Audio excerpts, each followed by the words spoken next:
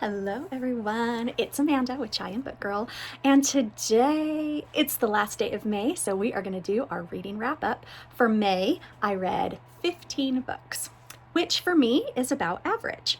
Now, normally when I do my reading wrap ups, I normally do kind of a yes, no, maybe, just kind of giving you my opinion about whether or not you should read the book. Like, yes, I think you should read it. It was good. No, I don't think you should pick it up. It's not going to be worth your time. Or maybe it like wasn't my cup of tea, but it might be yours.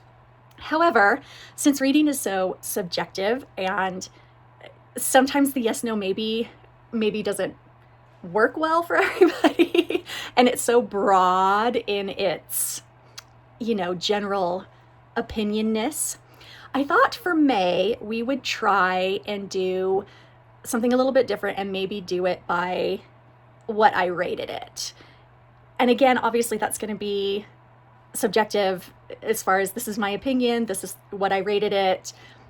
You might rate it higher, you might rate it lower, but it just kind of gives you an idea about what I thought of the book. And hopefully, maybe that'll give you maybe a broader sense of what the book is instead of like a yes or a no or a maybe. So, anyway, we're going to try it.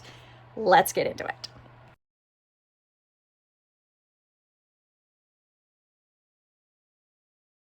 Okay, let's start off with the TBR jar picks that I had for May. So, the first one, this is a physical pull that I had, and it's a book you've been scared to start. Now, I talked about this in my TBR video. Nothing really like intimidates me. I will read anything. Like, there's no tropes that I'm not really intimidated by anything, except if it's really, really chunky. So, what I decided to pick was Red Winter by Annette Marie, and I picked it because, as you can see, it's quite chunky. This is a book that is steeped in Japanese lore and mythology, and as you can see, I did not get very far into it. I think I only got maybe 4 or 5 chapters into it, and I'm not going to DNF it. Like, it's interesting. It's like the setup. So obviously you have to have context, for this story to unfold.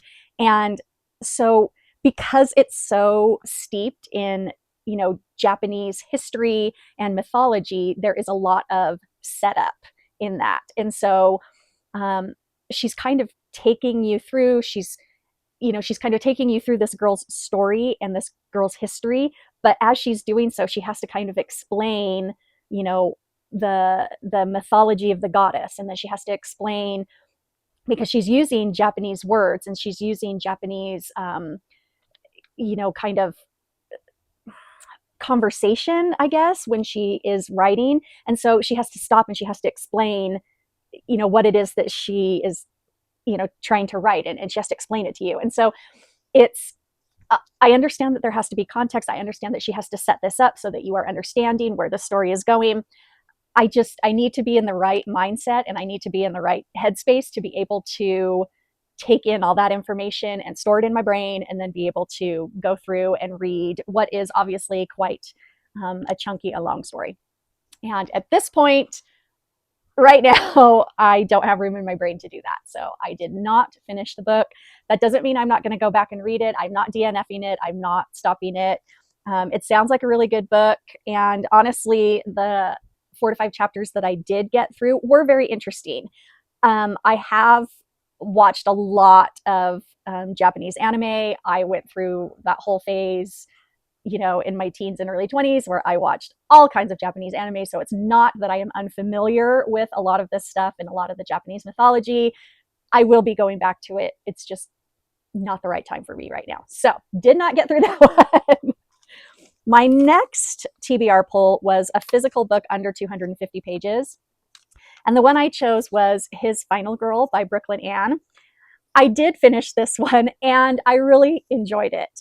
It was cute. It was definitely a throwback 80s summer camp slasher type book.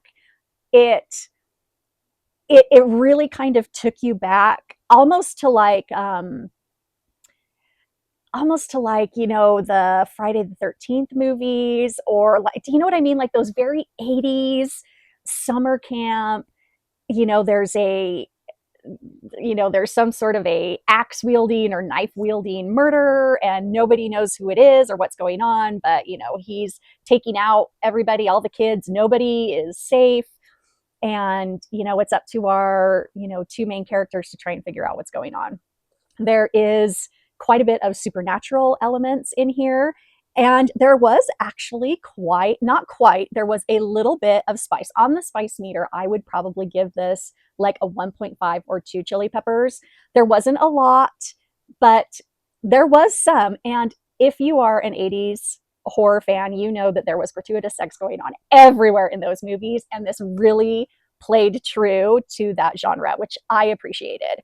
So yeah, I really, really liked this one. I enjoyed the supernatural elements. I thought that she tied it all in very well with the whole plot and the whole premise.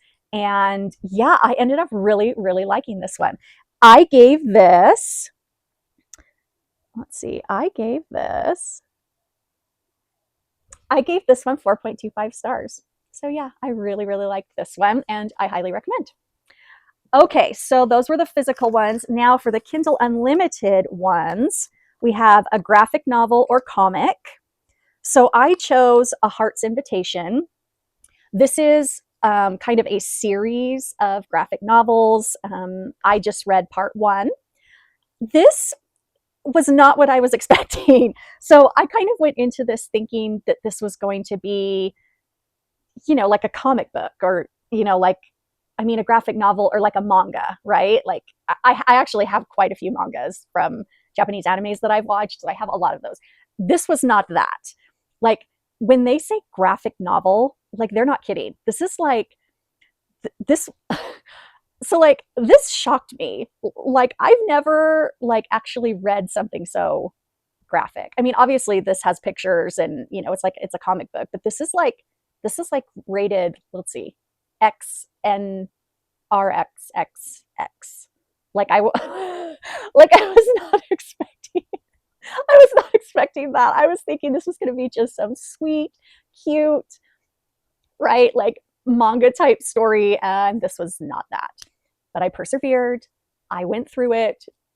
It had a cute little story in the background, but most of it was just, yeah, it was just a whole bunch of sex on the page. And honestly, it was really hard to read. It was really hard to understand because of the way that it was illustrated. And so you couldn't really even understand like what was going on the page.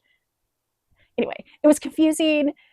It was explicit, but it was confusingly explicit. Like I don't, anyway, I rated this one a 2. I am not going to be reading the rest of the books in this series. And I just felt like it was a lot.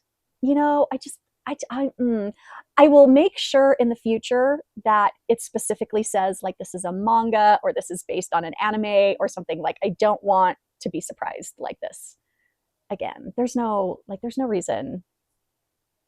Anyway, there was like a lot of exclamation points all over the place and like kapow, but like anyway, it didn't make any sense is what I'm saying. So anyway, I gave that 2 stars. I don't really recommend it. Anyway, moving on. Okay, then we have Let a Friend or a Partner Pick. So this one was Insatiable by Lee Rivers. My good friend Justine, my cute book friend, she is the one that recommended this to me. She has been talking about Lee Rivers and how much she loves and adores this author. I have never read Lee Rivers, and so I asked her, okay, if I'm going to start Lee Rivers, like which book should I start with? And this was the one that she recommended. So I did it. I started this book and I was enthralled with it. Like I think I read this in a day and a half. I totally binged it. Like this was binge worthy. It was so good. Okay. So let me just kind of tell you, I wrote a review on it, and let me just kind of give you my thoughts in my review. Okay. It was crazy. wild, and completely unhinged. And I loved every minute of it. Okay, so there are 3 books in this series that Lee Rivers has written. This is part of the Edge of Darkness series. This is the first book. Now, when I started this book, I was under the impression that each of these 3 books was a couple's story. You know how a lot of times when authors will write like a series, it'll be, okay, the first book is this couple, and then the second book is this couple, and then the third book, and so on and so, right? So I thought that this first book was the first couple, and then the second book was going to be the next couple. And so as I was reading this first book, Insatiable, I was under the impression that this couple was going to get their happily ever after, like it was going to end, and then the second book was going to move on to the next couple, and we were going to get their story. No, no, no, no, no, no, no. I was mistaken, very mistaken. Okay, this book ends on a complete cliffhanger. We do not get a happily ever after. In fact, we get complete like emotional devastation at the end of this book for these two. And their story continues in all 3 books. So we have 3 books that tells the story of this main couple, which I was not expecting. So Lee Rivers is a fantastic author. I love the way she writes. She's very emotional. Like, I was so caught up in the story of these 2 characters. Like, I felt everything for them. Like, I mean, I cried, I laughed, like I was so emotionally invested throughout this whole book. And then when I reached the end to realize that they're not getting a happily ever after, like the pain and the emotional turmoil is going to continue for 2 more books, I didn't know if I could handle it. Like, I needed an emotional break from this couple. Like, I was so, you have to understand, like, I wasn't ready. I wasn't prepared. I thought, like, the whole time I'm reading this book, I thought, okay, it's going to conclude. Like, they're going to come together and they're going to be so happy. Oh, this is going to be so great. And it doesn't. It doesn't. It ripped my heart out.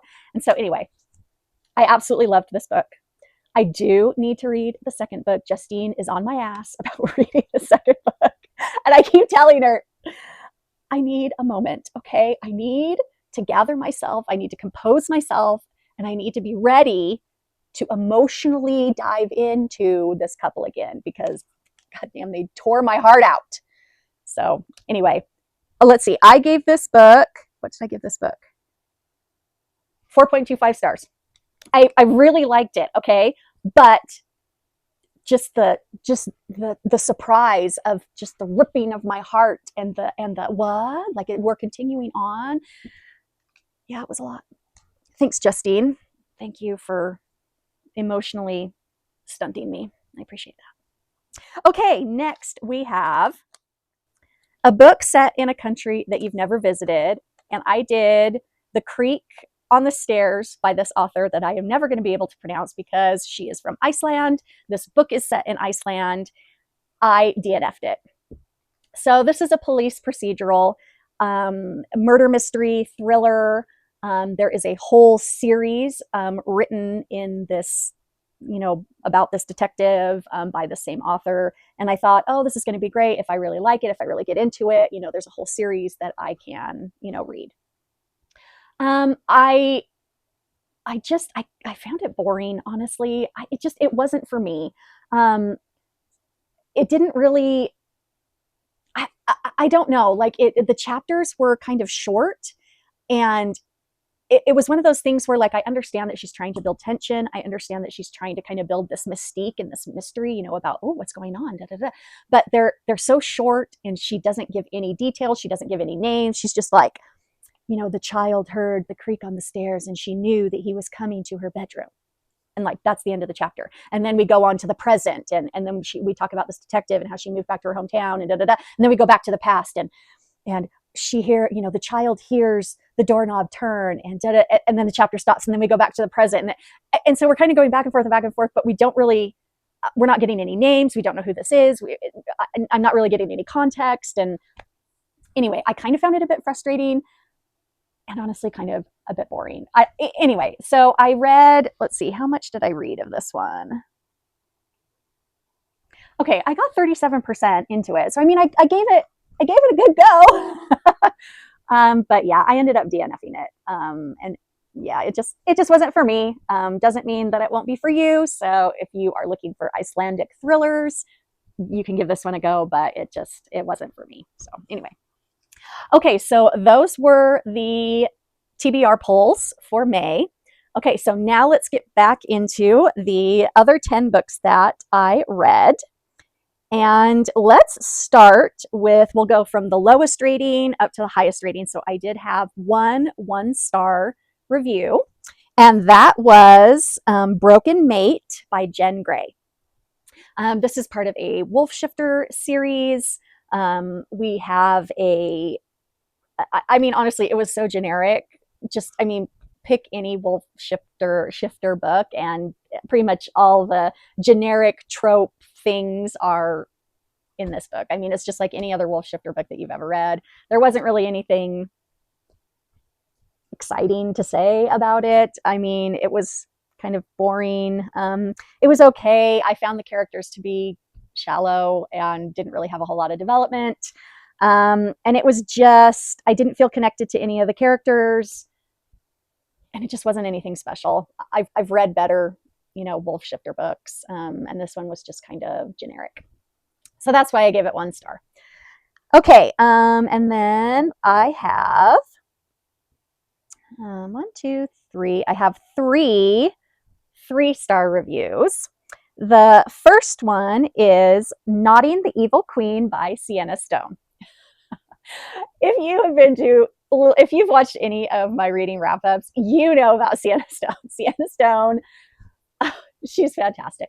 She is the author who loves to do fairy tale retellings, and she does them with absolutely no concern about the fairy tale itself. She's all about the spice. She takes that fairy tale and she stuffs as much spicy peppers and spice and spicy spice into it as she possibly can. God love her. Oh, she does such a good job. So, Nodding the Evil Queen, this is kind of a Snow White turned on its head. This is about the evil queen. She's evil, man, and she's possessed by her mirror that tells her that she is not the fairest one of them all. And so she, obviously she's going to bring in the huntsman to go kill Snow White. Oh, but what's this? The huntsman he's so Viking and Nordic, and he happens to be an alpha wolf of a pack. And he takes one look at her and knows that, she is his mate. And instead of going and killing Snow White, he's like, yeah, F that, you're my mate. And, things happen. And it's basically the whole entire book. It's just that. I actually this is one of Sienna Stone's books that I actually did enjoy for the characters. She actually wrote somewhat of a redemption story for the evil queen, which really we don't see that a whole lot. So the mirror is the evil one. It has possessed the evil queen, but she doesn't know that. And her alpha mates actually help her to, throw off this evil possession. And she ends up, being just a lonely older woman who finds love later in her life. And she ends up having this really sweet relationship with Snow White, her stepdaughter. And actually the characters were developed a little bit more than normally in her books, where, I mean, they're all just, pounding each other everywhere. Nothing wrong with that. Sometimes that's the kind of book we need to read. But this one, I think I gave this 3.25 stars. It actually, I really did enjoy kind of the sweetness of the characters, in that outside of the mating and the nodding and all that kind of stuff, that there actually is a deeper relationship and kind of this, sweet little relationship that she actually has with Snow White that you don't really see anywhere. So I enjoyed it. If you're looking for that kind of spicy fairy tale retelling, then this was a cute one. Okay, my next 3-star read is Body Count by Cody Crowley. Ooh, I'm not sure. Sorry if I'm saying that wrong. Okay, so this one is kind of a horror thriller, I guess I would call it. I actually really did enjoy the premise of this one. The plot was very kind of unique. Ghostly revenge, I guess, if that's kind of what we want to call it. We have one of our female main characters, and as a girl, she meets this ghost, and he gives her 3 wishes, and it's actually not what she, of course she's a little girl, she doesn't understand, but it's not what she thinks each time that she uses a wish. Somebody dies, but she doesn't understand. She's just a child. Um, and it's part of this ghost's revenge. It's very interesting. I really kind of enjoyed the way that the author took this kind of, it's almost a cosmic horror in a way, because this ghost isn't the ghost of a person. It's a thing, it's an entity. And we aren't really sure where this entity has come from. We aren't really sure what this entity is doing or why. And it builds and it builds and it builds and anyway, it's very interesting. The plot is very cosmic. It's very big universe, like encompasses like everything. And so I really did enjoy that. I thought that that was very interesting, the way that she wove that in. Um, the characters were okay. I didn't really connect with the characters very much, only because I didn't really understand their motivations. Like I didn't really understand why they were using the wishes the way that they were. Like there wasn't really, they just seemed so random. Like I didn't understand the motivation behind wanting to use the wishes the way that they were. There is kind of this sapphic love story, which I thought was cute. They definitely kind of have a difficult time kind of getting together, and so that side plot is very cute. You know, they're trauma bonding because obviously all of this horrible stuff is going on around them, but they're finding kind of solace and, you know, kind of a common ground, I guess, with each other. And so they're kind of coming together and finding the solidarity in each other, which I thought was super cute.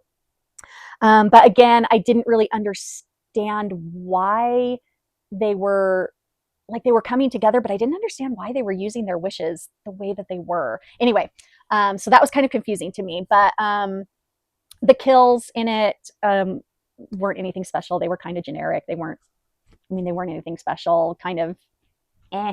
But I did enjoy the premise. I did give it 3 stars because I thought that the kind of revenge of the ghost, but then it's kind of not really a ghost, it's this entity, and the way that she kind of wove this cosmic horror into it, I thought that that was kind of cool. So anyway, I gave it 3 stars. Yeah, it was okay. And then my last 3-star read was The Caretaker by Marcus, oh, Kluwer? Oh gosh. Kleiwer? I don't know how to say his last name. This one was highly anticipated. It just came out like 2 weeks ago. Everybody has been talking about this book. He is the same one that wrote We Used to Live Here, a very divisive book. Again, people either love it or they hate it. This one was supposed to be kind of the same. And so this one was highly anticipated. It's not very long. I wouldn't call it a novella, but it's not very long. I think it took me less than 2 days to read.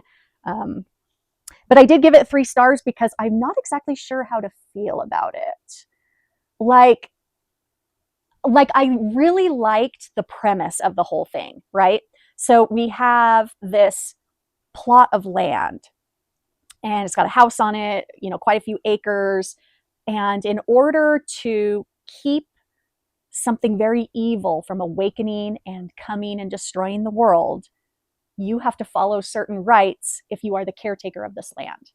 Okay, that sounds really dumb coming out of my mouth, but it makes complete sense when you're reading this book. And the old caretaker has died, and so a new caretaker needs to be found. This down on her luck girl, I memean, holy crap. This poor woman, I think she's in her early 20s. Everything that could go wrong in your life has gone wrong for this poor woman. I don't even know. She's taking care of her younger sister. Her parents are both dead. She bills and no money, and they're like living in this cardboard box. Not really, but I mean, it's really bad. And she can't get a job anywhere. And anyway, so she answers this Craigslist for this caretaker. And so she's like, this is so much money. I mean, this sounds absolutely bizarre and sus, and I feel like I'm totally going to die, but it's so much money. I've got to take it. There's just no way that I can't. And so she does. She takes it, and it just gets more and more strange for this poor woman. And she already suffers from depression. I mean, who wouldn't, right? She already suffers from like mental illness. But then every time she's supposed to follow these rites, you know, follow the rights, right? Just, she's supposed to do this. And every single time she fails. And every single time she fails, she feels worse and worse and worse about herself. And so the longer you go into this book, the more depressing and the more like heartbreaking it gets, because she's just, I mean, she's just going deeper and deeper into this kind of self-loathing and depression. And so, I mean, by the end, just the craziness of everything that's happening, it's just, it goes absolutely bonkers. It's just off the rails, everything that's happening on this piece of property. So by the end of the book, I'm so sad and I'm so depressed, and this is so heartbreaking. And then the ending, what was that? It was just, it was so depressing. And so it just ended so awful. It just ended so awful. There was no point to the whole book. Yeah, I didn't know how to feel about this book. Like the whole premise of the whole thing, I really liked. Like that was a cool, like horror, like, oh gosh, this is going to follow the rights. This is going to be so cool. But the more you went through it, and then by the end, you were just like, I feel horrible. Like this is terrible. So anyway, I gave that one a 3 stars. I probably won't read it again. And I don't think I will recommend it to anybody, but yeah, so I gave that one 3 stars. Okay, so for my 4-star reads, I have a couple. Let's go through them here. So the first one I have is The Wrong Catch by C.R. Jane. This is a continuation of her Wrong Player series. I actually really enjoyed this story. This is kind of a diversion from what she normally writes. I love C.R. Jane. I love all of her books. They're fantastic. She has a hockey series that I absolutely love. This is kind of her football series. Normally what we get is we get our guy, our football player, or our hockey player, in this case, the football player. Normally we get our guy. He takes one look at this girl and he's obsessed, unhinged, obsessed, and he will do anything to get this girl. Anything. This one was kind of a twist. So we have our girl who sees our football player and is immediately obsessed.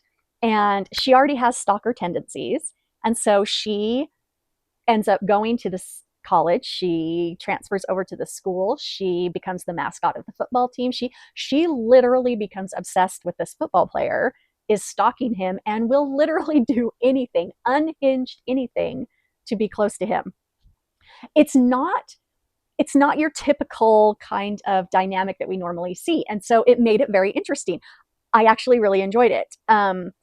It does kind of delve quite a bit into the mental health of kind of obsessive stalker personality. And so that was interesting.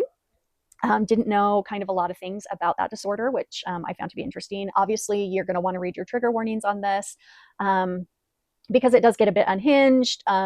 C.R. Jane always has trigger warnings. So if you need to, please read them. But I really like this. I read anything by C.R. Jane, and usually I really enjoy it. This was kind of a flip on its head, and I thought it was good. I really liked it. So I would recommend. Okay, next we have, oh, we already talked about that one. Okay, next we have The Deal and the Mistake by Ellie Kennedy. So this is the off-campus. I'm sure, as you are well aware, because it is everywhere right now, this has been adapted to TV on Prime Video.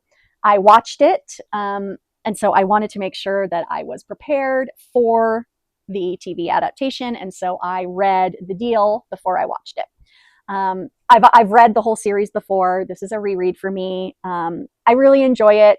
Ellie Kennedy is a really good writer. I enjoy the way that she writes.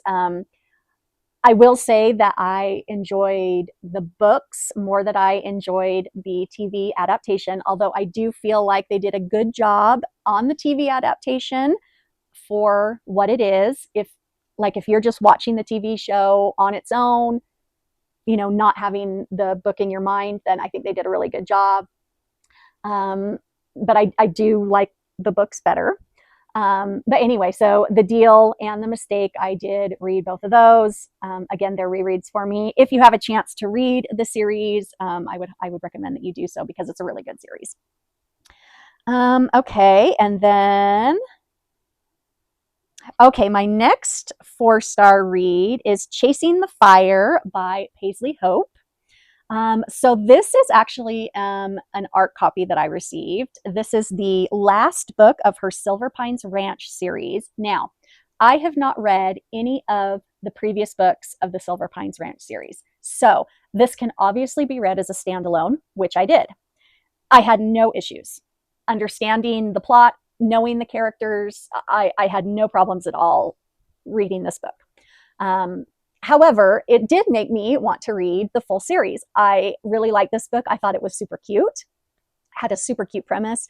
We have a firefighter who is hotter than hot because, come on, he's a firefighter. He's also a cowboy, and he is kind of reclusive. He doesn't like to get close to people because he has a past, and his past is kind of it's not good. It's kind of bad, and he's trying to run away from that. And so he doesn't want to get close to anybody. But we have our female main character who is just the cutest thing. She is clumsy as hell and just sunshine and smiles, and she is just absolutely adorable.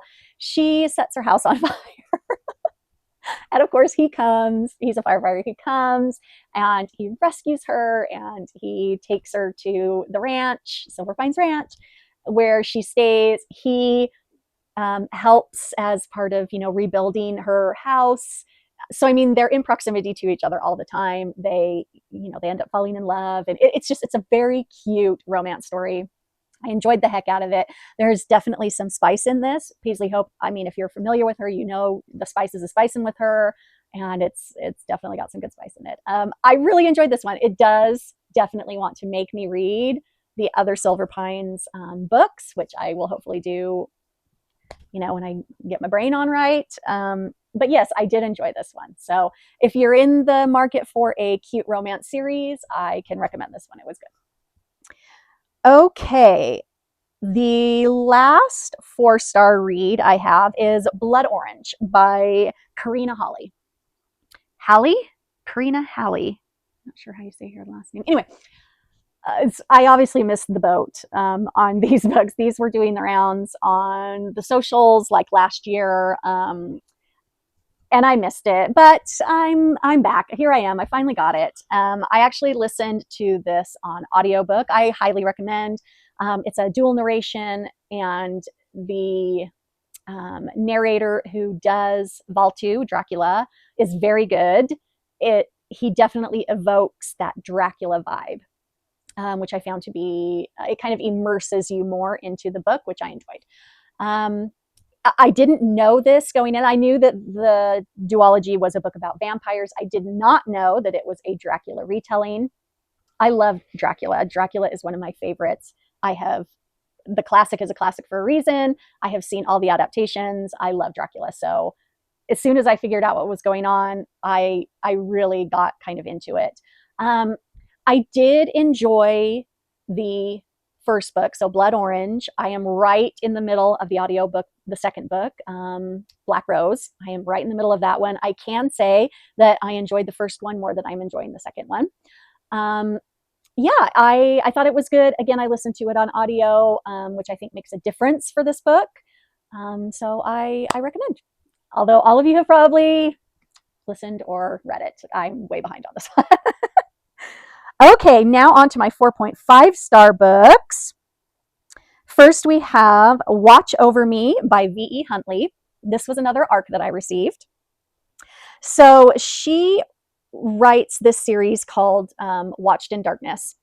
And I highly recommend reading those books first. There's 2 of them. It's a duology. Before you read this. This is kind of she has put it as a prequel novella, which it absolutely is. So this is actually the story of little Ricky, who is a baby raccoon. So in the duology, we have Luna, who is our animal rescue veterinarian. She runs a rehabilitation center.